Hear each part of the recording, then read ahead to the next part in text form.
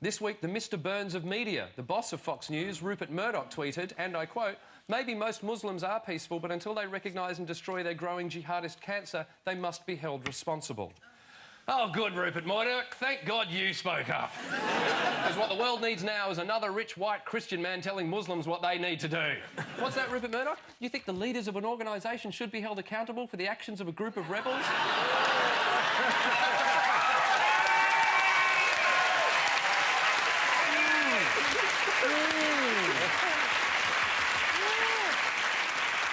Why does that sound familiar?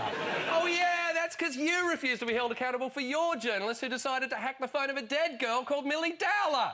Even Harry Potter author J.K. Rowling tweeted to say, "I was born Christian. If that makes Rupert Murdoch my responsibility, I'll auto-excommunicate." Wow, you know you're doing bad shit when the woman who created Voldemort thinks you're evil. Then a historian called David Starkey piped up on Question Time last night saying nothing has been written in Arabic that matters for at least the last 5 centuries.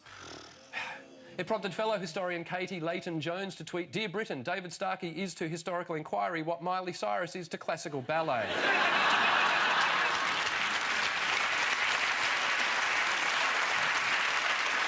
Seriously? Can I say, yeah, I did come across a book of poetry which would have been written in Arabic, obviously, because it was poetry written by Afghan soldiers from the front line. Yeah. And it's very touching and moving, as it would be if it were written by soldiers from any nation. That is utter horseshit. It's utter Seriously, can old white dudes please stop saying shitty things about Islam?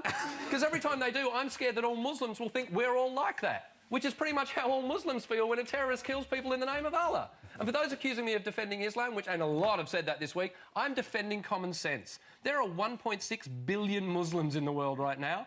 1.6 billion. As someone pointed out on Twitter this week, if Islam really bred terror, we'd all be dead by now.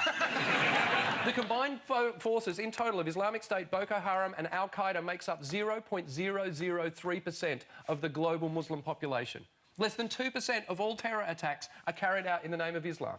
You've got more chance of being killed by a bee sting, a peanut or the NHS.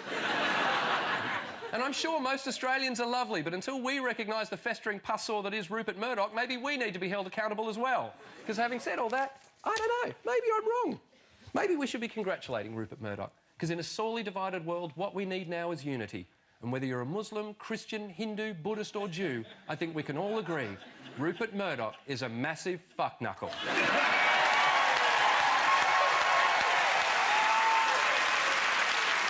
OK, I can tell you the one in your right hand is the new egg. Is it? The one in your left hand is the old egg, and the reason it's hard is because it's 6 months out of date.